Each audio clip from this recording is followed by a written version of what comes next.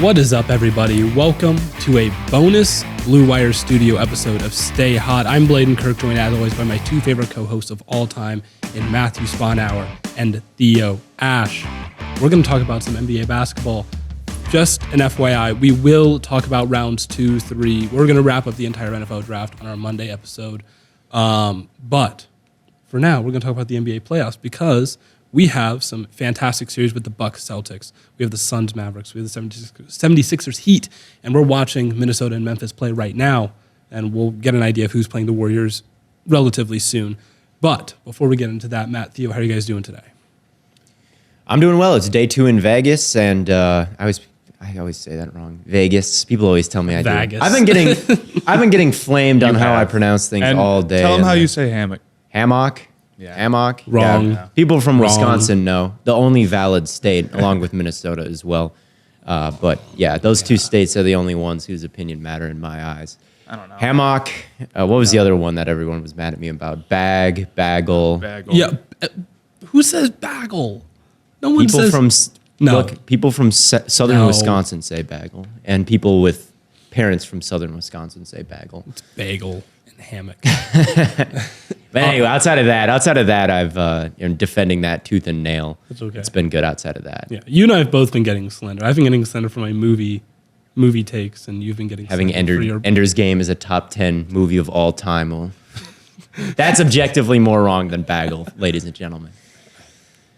I disagree with both of you guys on the pronunciation and the movie stuff, but I wouldn't go out of my way to call you guys out about it, you know. Fair enough. That's because you're a good friend, Matt. Good Right? guy, Matt. Matt's a good friend. I That's let why. my friends say hammock, and I won't get mad at them. Matt's a good friend. That's all. But as always, make sure you subscribe to the YouTube channel. We did do an impromptu live today, going over round 2 of the NFL draft. That went quite well. We love the turnout for whenever we go live to have all you guys coming out. So again, make sure you subscribe to the YouTube channel if you haven't already for more stuff like that. But let's hop into these series. I know we want to talk about Bucks Celtics right off the bat. I think this is lining up to be maybe the most interesting series of the entire playoffs. I think it's interesting because it gives Giannis, he doesn't need to prove himself in any capacity. I'd want to, preface that, but, if he beats the Celtics defense, who on paper is so well, equipped to counter a player like Giannis, without Chris Middleton, there's nothing you can say about him anymore. There's no if he doesn't have enough perimeter scoring, he can get shut down that way.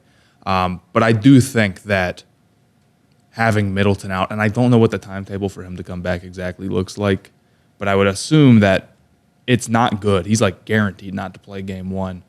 I think the Celtics defense has got too many guys, and they're going to be able to key in on Giannis, not the same way, but like how they did with Kevin Durant, and it'll be too much to help or too much for them to handle. So I have probably Celtics in 6 or 7. Celtics in 6 or 7. Theo, how are you feeling? I don't know.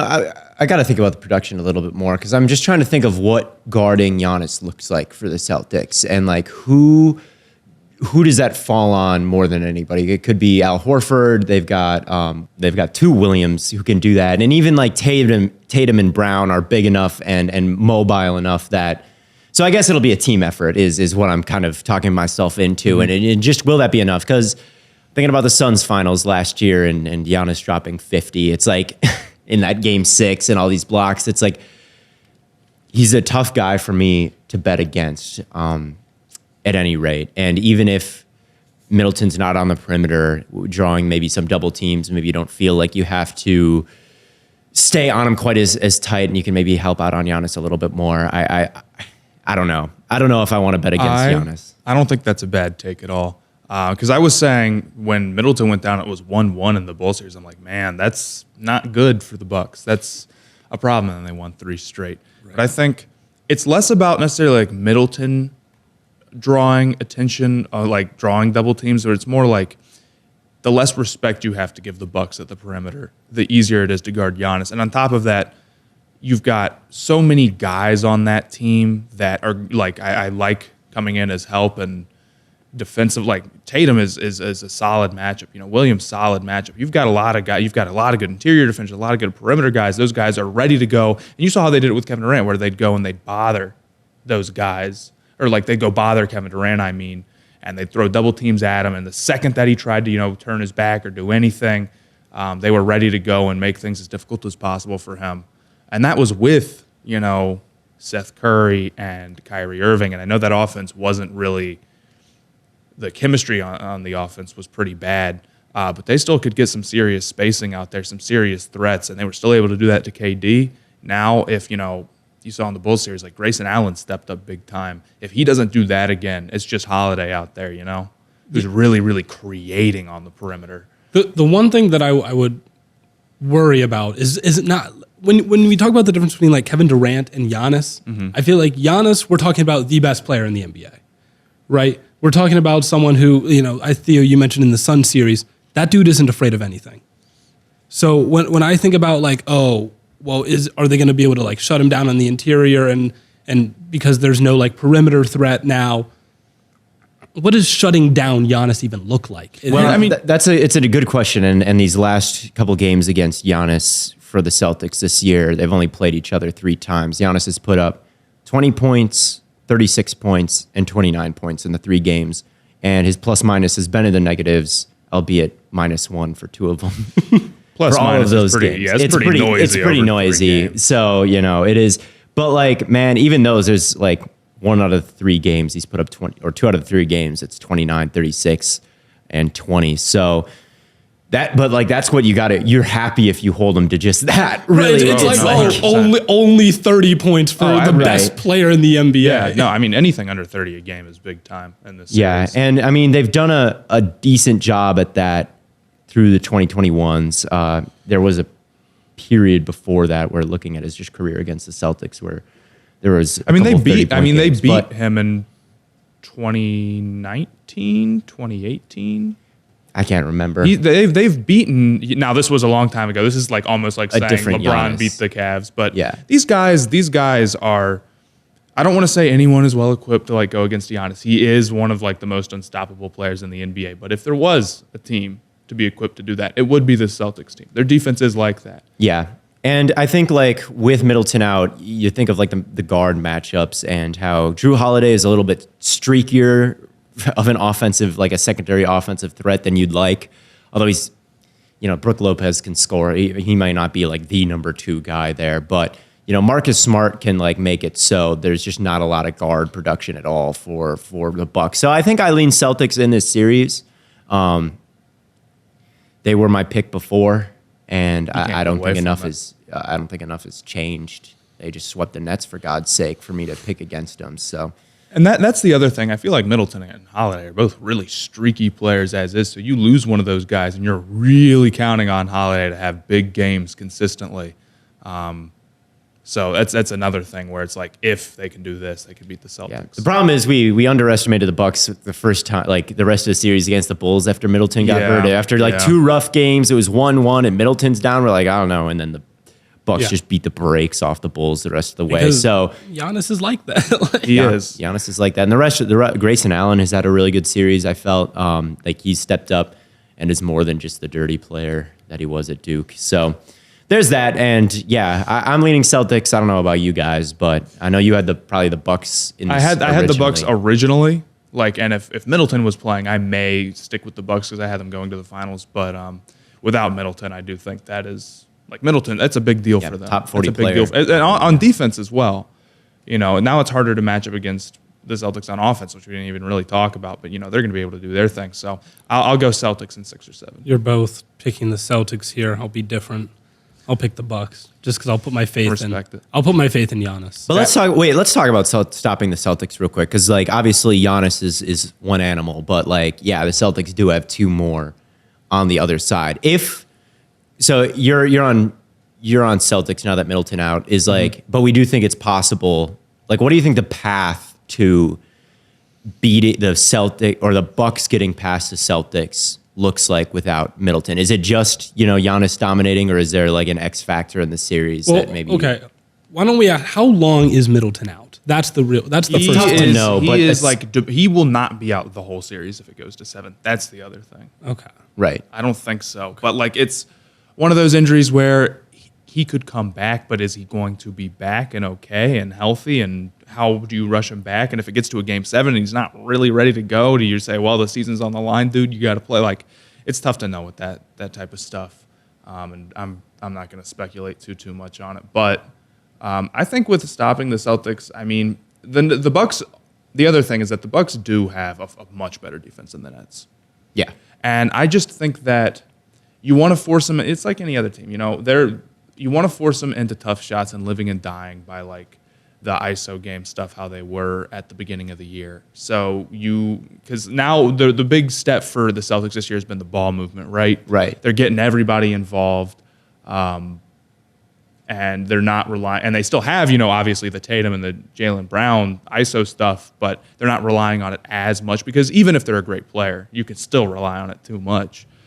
So if you can force them, if you can maybe slow down the pace of play a little bit, and you're going to need to be well coached. I'm not exactly sure how you stop the Celtics from moving the ball entirely, but that would be what I'd try to do. And also just, you know, you need to win your one-on-one matchups with Tatum and Brown and stuff like that, and that's hard to do.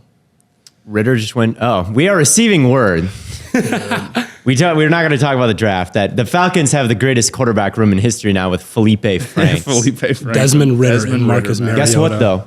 I made a video calling this that Ritter will go to the Falcons. Did you? So, well, you guys talk about the next series. I'm going to post this on Twitter and look like a genius real quick. I'm going to post it on Twitter, look like a genius. So do you want to move on to Suns Mavericks?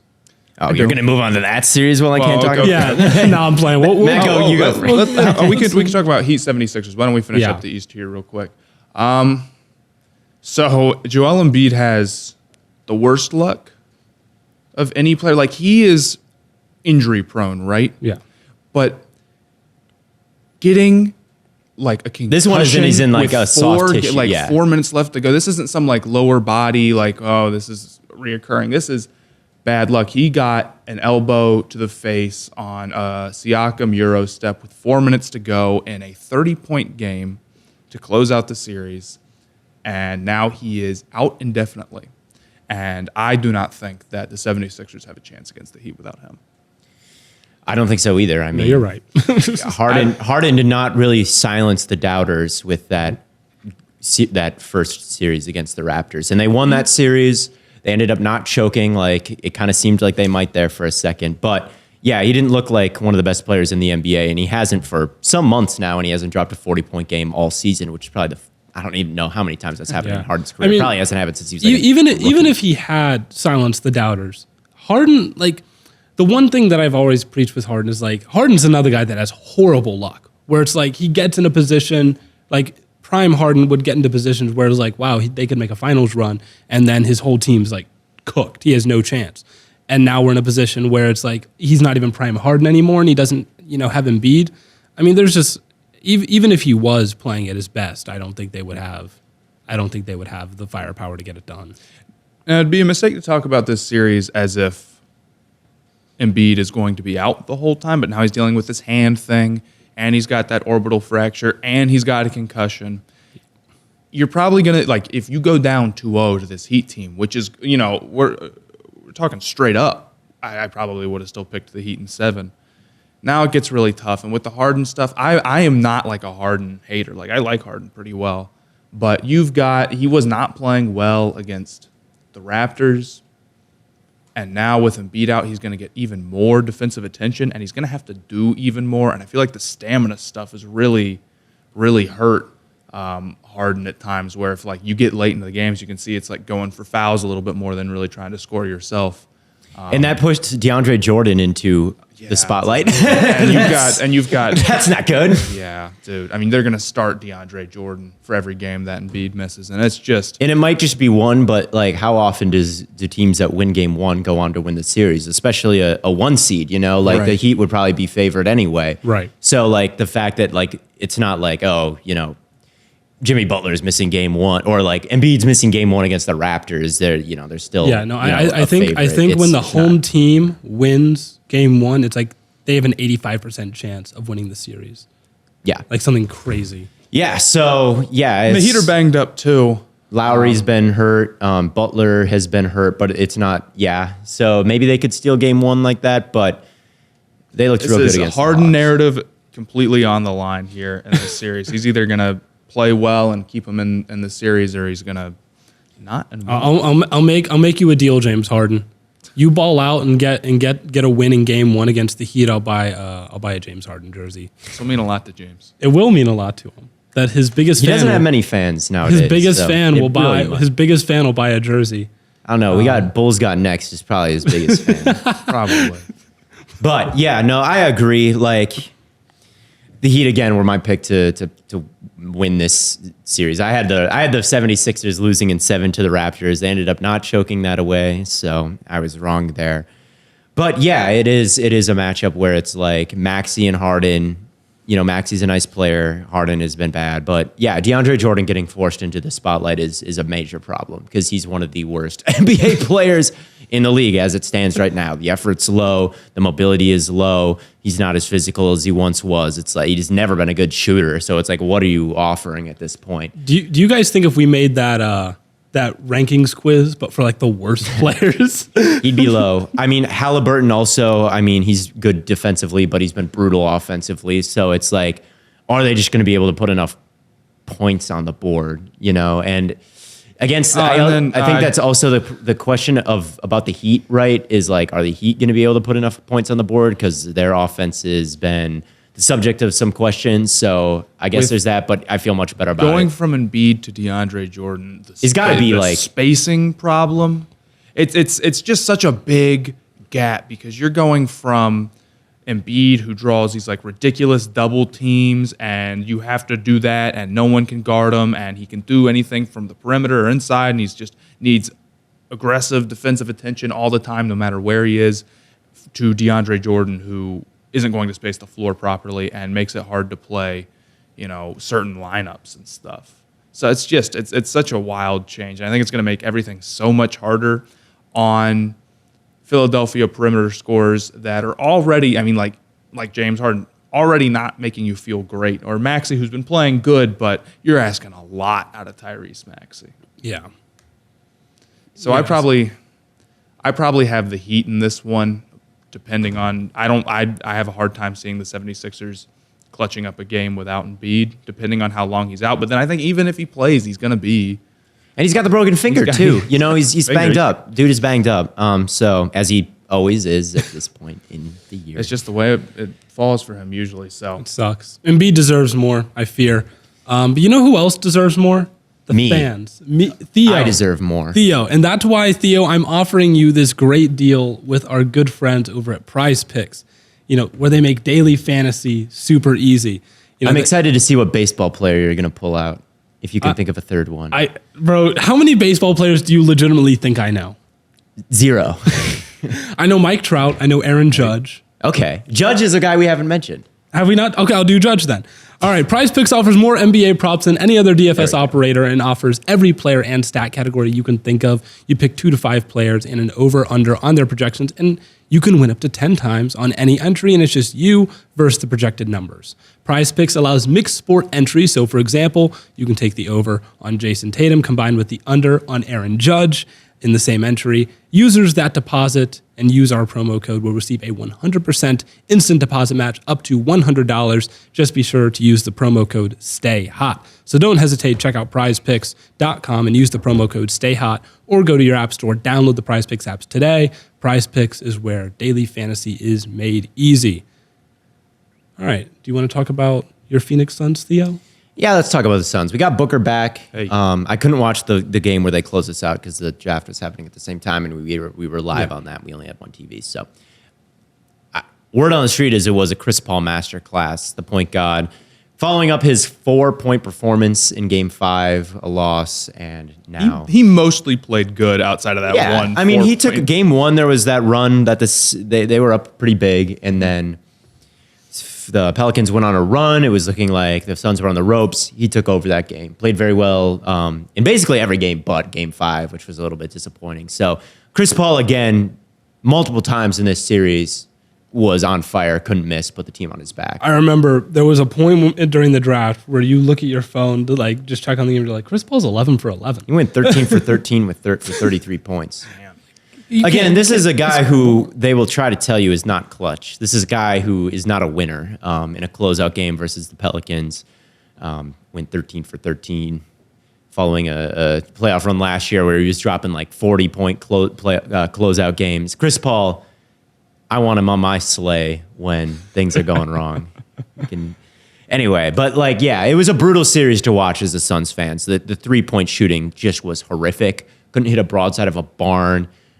Crowder especially was rough in this series, creating crucial mistakes, breaking every, like, I don't know what he shot in this series. It had to have been like 20%.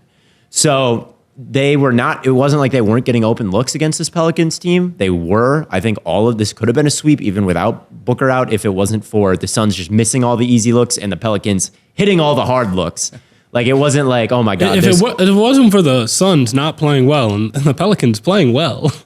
Right, yeah. But, like, I mean, it was like almost like the Pelicans would be shooting 55% from three, and the Suns would be shooting like 3 for 20, something like that. So it was like some of these games were just extreme like that. But yeah, that's got to be better. Otherwise, they're going to lose. You can't just brick all the threes that you're taking. And I think that's the main thing to look out for is like, can they get out of this shooting slump? Because I do believe that they're the best team in basketball when they are on, but they weren't on in that first game. Booker didn't have a great game coming off that hamstring, so that's something to watch out for as well. I think the Mavericks kind of almost got like that Jazz team just was so, their weakness was so apparent and so easily exploited that it was almost like a free series for them. Yes. Like it almost feels like any team would have beat the Jazz with how big their weak spots were. Even without like Luka, we talked about like, oh, you know, how much are the Mavericks going to struggle and how quickly are they going to have to decide whether or not Luka comes back. It didn't matter. It didn't matter at all. Yeah. Like, they could have won that series without Luka. The Mavericks are very legit right now. But they are. They did that have a being very said- legit series. I think, you know, the two things are that Jalen Brunson is seriously, you know, doing it all off the perimeter right now. And that's a guy that they just haven't had in a long time. Since they've gotten Luka, they haven't had that dude. And I don't know if Brunson has necessarily been as good as he's been playing in the last series all year, quite at that level. But if he stays at that level, that's their second option. They're in good shape. The other thing is that the Mavs defense, maybe you don't look at the Mavs defense and you're like, this is a list of a bunch of individual amazing defenders. But they do play good team defense. They work hard on that end of the ball. So they're not going to let the Suns get anything easy. I do think Phoenix matches up pretty decently against them. I think that, you know, a lot of the stuff that they were doing, like, you know, Maxey at the 5, DeAndre Ayton should be able to go to work against that. So if they do that, you know, I want to see. Sometimes I feel like Ayton doesn't get enough looks on those mismatches. So I'd like to see him do that. You know, you obviously need Devin Booker to cook, and I think there's no one-on-one. I'm like, yeah, that guy's going to shut down Devin Booker and iso ball for the Mavs. And I think while Luka is really good at creating, I think the Suns have a little bit maybe overall more talent on offense. Their perimeter defense is and the perimeter defense. Their perimeter defense is quite good. The one thing where it's like that really scares me as a Suns fan is like the guys who can just wreck the game plan are the big fives. Like that's where it's like Aiden's a good center and everything like that, but it's like the flashbacks to the finals last year where Giannis just killed. Right. That's the perimeter. If there's someone who could like Luka, I'd rather go into a series against a guy like Luka than a guy like Embiid or Giannis. Like just because I feel like we don't quite have that interior presence as much as the Suns do that exterior perimeter presence. So yes, the Mavs are a very legit team. I do think that they were not quite as dominant post All-Star break as you typically see from a team that makes a deep run into the playoffs. And even though they just had a dominant series against the Jazz just seemed mentally checked out against that. I don't view the Mavericks as legitimate contenders in the West still, even as good of a series they had even without Luka against the Jazz. I think that the Suns can prevail here and we're watching Memphis, Minnesota right now. I think we're getting the Suns versus Warriors in the Western Conference Finals. I think I can say that right now. But those are just my thoughts on it. No, I think you're completely right about Suns Warriors. Like the Warriors at points straight up look like the best team on the planet. Yeah, the way Poole has been playing, like people are like, oh, who's going to be the third splash? It's a pool party. It's a pool party. Listen, the Suns are another team that I like. The Suns and the Warriors at point each look like the best team on the planet, and it's just going to come down to who can Celtics stay. too, I think, look like that occasionally. And the Bucks. Like at this point, like Bucks, Celtics, Suns, Warriors are if like I would agree. The Heat are nice too. I would still believe in the Sixers if Embiid could stay even remotely healthy, because I do think Embiid's that guy. I mean, the Sixers were my pick to go to the finals out of the East, just because I believed in Embiid, I believed in Harden, and Max had been playing well. But if Embiid can't stay healthy, that's wraps. I mean, those four teams are pretty much it. Yeah. So we don't know the winner of this Memphis-Minnesota game yet. So I don't want to totally talk about, just assume it's a tie game right now. I know Memphis is up in this series and the Timberwolves winning 2 games in a row is unlikely, but I don't want to break down a Warriors-Grizzlies series and then have it be Warriors-Timberwolves. Yeah, but I do want to... Okay. What does what difference... Like, do you think the Warriors beat either of these teams? No, but like how they attack each would be quite different. So, it just... But I want to talk go back to maybe a take I think is interesting from you, Matt, that I'm going to make you answer for. Okay.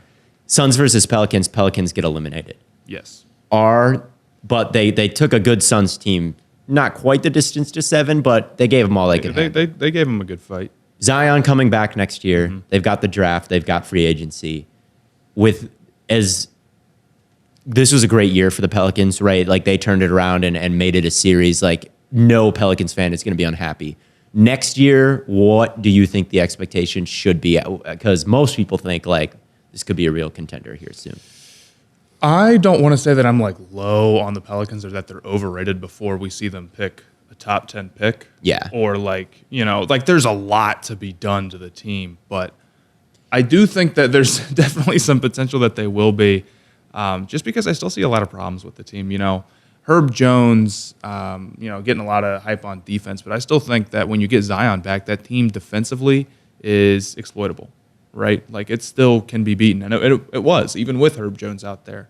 And guys might point to these 2 defensive rookies and be like, oh, see the defense is going to be there, and they have guys where it's like they can play good on defense, but I don't know. I'm still interested to see them do it over a long stretch, I guess would be my take on that. I think the spacing with Zion back is interesting because with Valanciunas, I mean, he is a better shooter than he's not a non-shooter, but he's not really spacing the floor. And Zion, he can shoot a little bit, but he's not really spacing the floor. And you're making things really difficult for yourself right there with 2 of your starters, So I think that could be another problem for them. And then the big one is that, and when they get Zion back, well, it's not Zion playing like 80 games, 70 games is not happened yet. That's what I was going to ask you, because one thing we were talking about earlier was, these big guys that keep getting hurt, they don't just magically all of a sudden play 82 games. Yeah. That doesn't happen. Embiid is hurt in the playoffs. Shocker. We just needed a healthy Embiid in the playoffs. Well, guess what? That's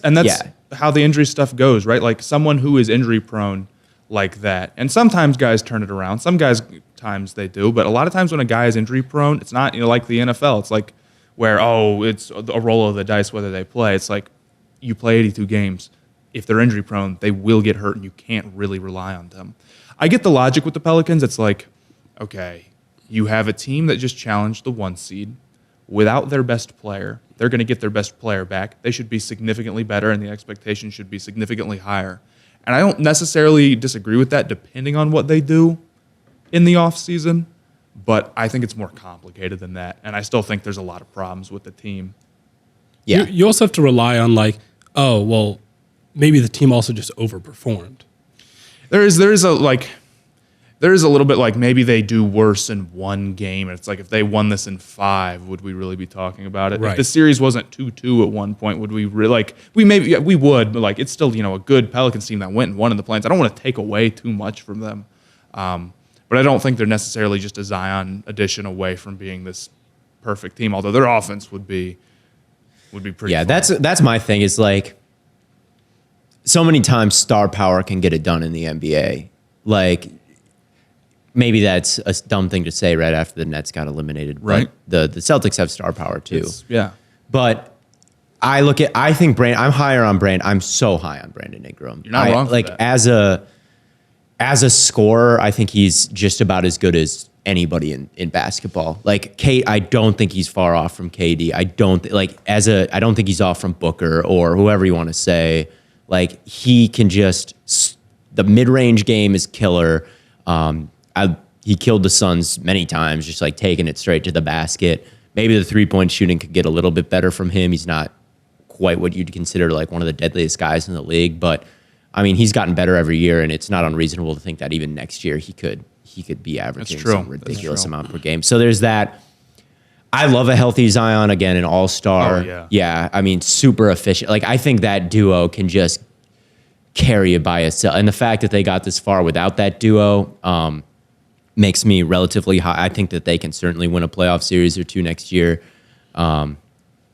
We'll see, though. I'm relatively high on them, and a year of development from Herb Jones. Can he turn into like a Mikal Bridges, or something like that? And he's pretty close already. So I think of like that core, and then McCollum is still there. I don't know. I like it, but yeah, the Zion thing is really scary. Well, a lot of the stuff I have is like there's some changes, some like retooling that needs to be done to the roster. And they're gonna do that this offseason. You could we'll see what happens. I wonder if maybe a Valanciunas trade. Like I don't know. There's a couple of things. I would be thinking about it because I love Valanciunas. He really is one of my favorites. But You guys want to know what I love? I love Valanciunas because he got 20 for 20. One sec, Blaiden. I'll let you. I just want to say Valanciunas is an all-time center on 2K. No way. On 2K, that guy really is an automatic 20 and 20 for me. Automatic 20 and 20. You know what else is automatic?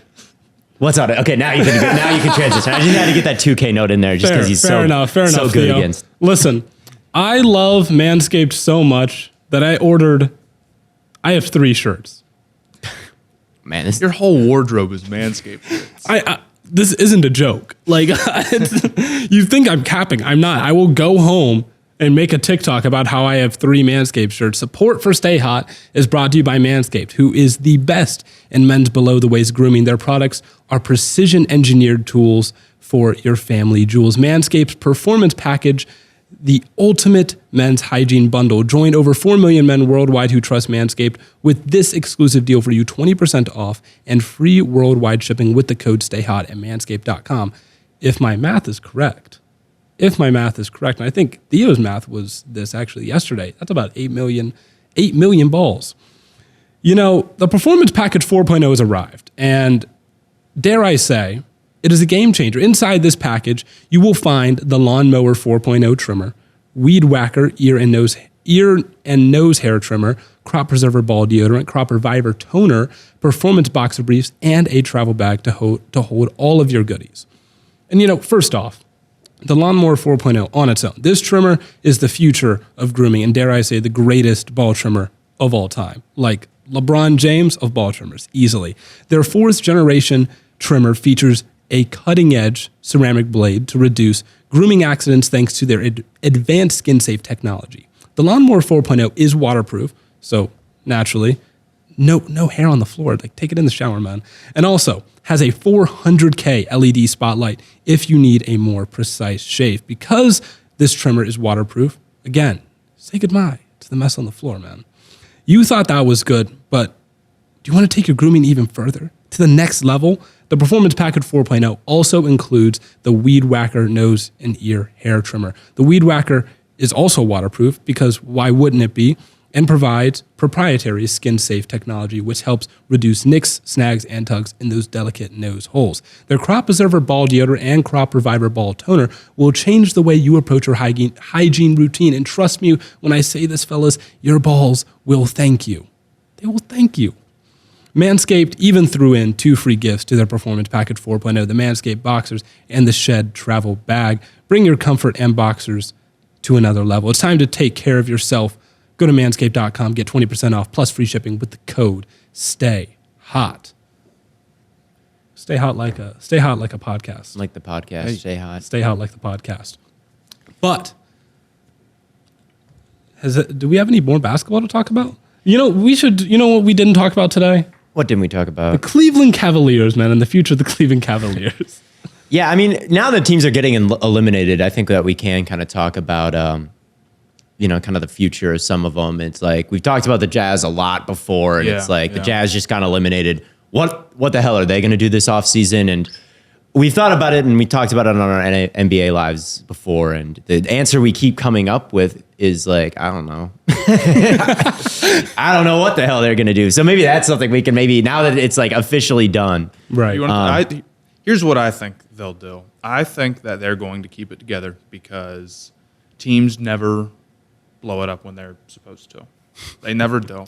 And I think that they're going to look at this and they're going to say, hey, our problem isn't Gobert and Donovan Mitchell, it's the supporting cast. And they're going to do everything in their power to go get like the role players around them. Like, let's go get some more defensive wings on the perimeter. Let's go, try to get some guys who maybe aren't quite as old, get a little bit younger, stuff like that. And they have some like contracts that are movable. I see a lot of their contracts. I'm like, well, I guess they could trade that, but I haven't really looked into like what their options are. My guess would be that their options are probably not that good.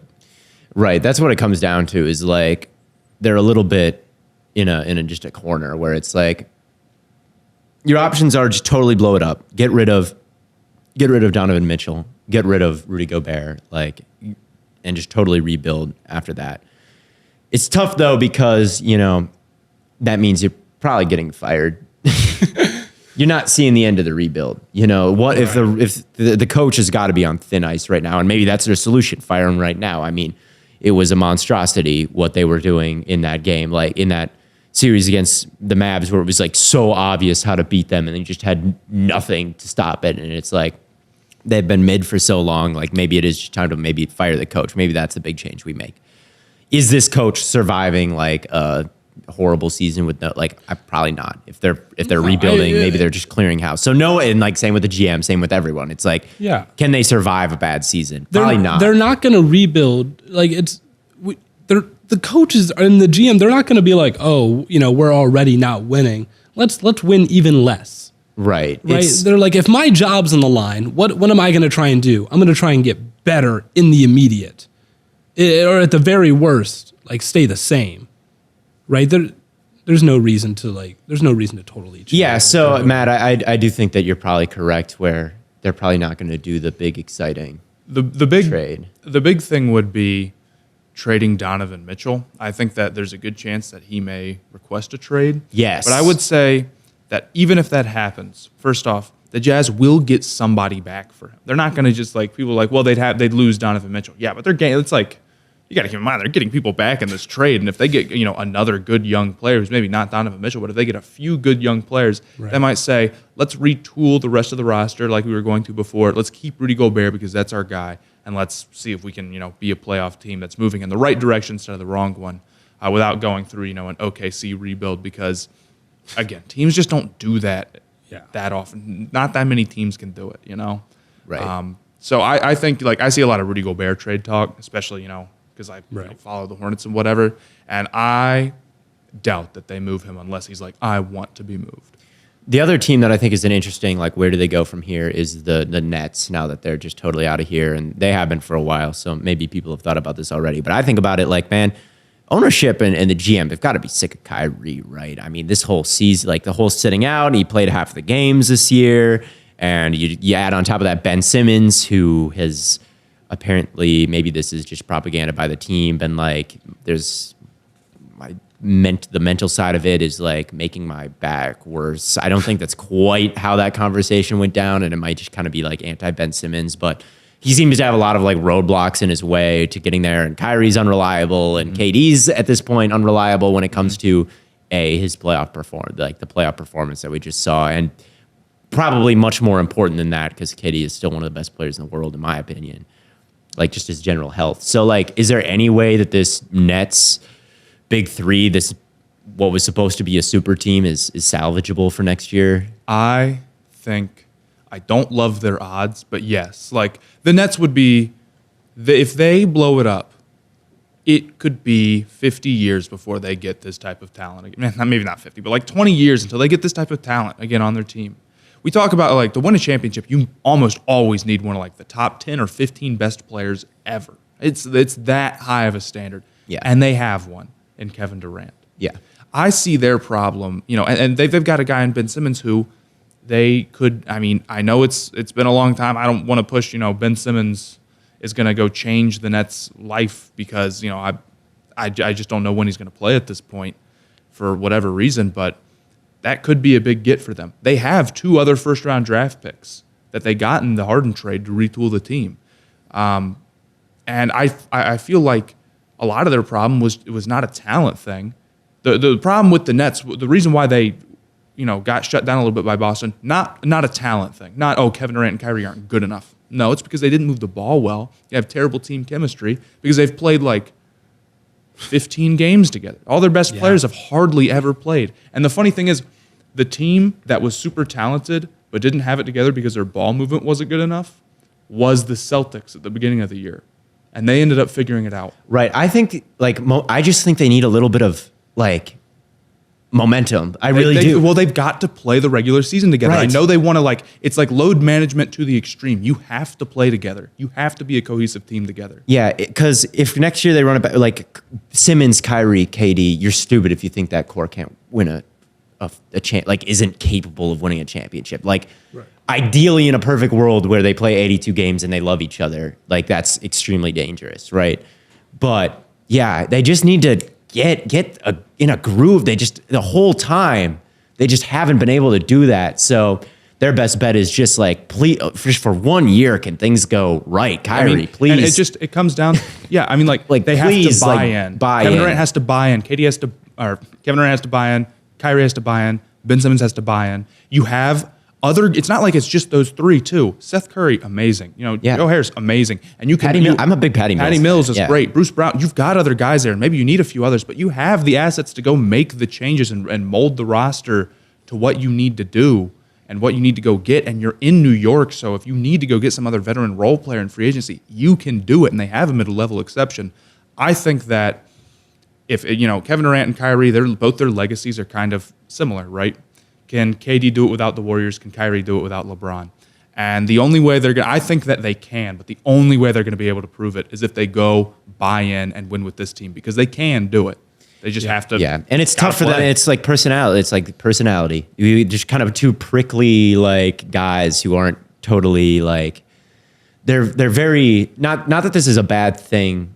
Not that they're bad people, but they're very like kind of individual centered, it seems like. And it seems like they kind of, it doesn't surprise me that this is the team that has problems like buying in. Like it's yeah. You think about like Kevin Durant really hasn't proven that he can win by himself. Right. And left the Warriors because he kind of resented how the fan base treated him specifically. And I guess I can't say maybe he doesn't care about championship because he literally left OKC to go win championships and he knew he was going to. But he is just kind of like a prick. He's not so much like this, The one quote I always go back to is Joe Thomas, where for the Cleveland Browns, they offered to trade him to the Patriots. There were multiple trade offers on the table for Joe Thomas to leave Cleveland. And he always said that he wanted to stay, and he would much rather be a part of building a championship than riding the coattails of a champion. And I think that kind of a mentality is like a championship mentality. Yeah, I don't know. KD is definitely wired a little bit differently than Giannis as like a person and as like his approach to the sport of basketball, or Chris Paul or something like that. He's a little bit. Both him and Kyrie are just have a little bit more, almost like loftier. I don't know. I'm talking about guys I've never met now, but you know what I mean. I think people know what I mean. If they do buy in, we're looking at a totally different team if they play together. But there's a lot of things you need Kyrie to, be out there. And that's not even from a personality standpoint. That's from Kyrie Irving is incredibly injury prone. Yeah, betcha. And Kevin Durant, he's getting up there in age. So and Ben Simmons, we haven't seen him a long time, and he's dealing with, the back stuff and the mental health stuff. So and we don't know how we feel about the coach and how much do you put on Nash. I kind of think that the team not looking like put together on offense is not as much of Nash's fault as people want to say, because it really, again, they've hardly played together. They've hardly had time to work things out. So I would say that all of those things breaking their way are probably less likely than likely, but that's what it can absolutely happen. That's what they need to do. The Celtics are a complicated team. They have a lot of problems, and it's going to be almost impossible to fix all of them in a single. You said the Celtics. My bad. The Nets. It's going to be almost impossible. The Nets are the Celtics have no problems. The Celtics are phenomenal, except for Giannis. Giannis is their only problem right now. The one other thing, a first-round sweep oversells how bad the Nets were this year. It oversells it. There was a 17-point total differential in a sweep against a team that looks like, the best team in the league pretty much right now.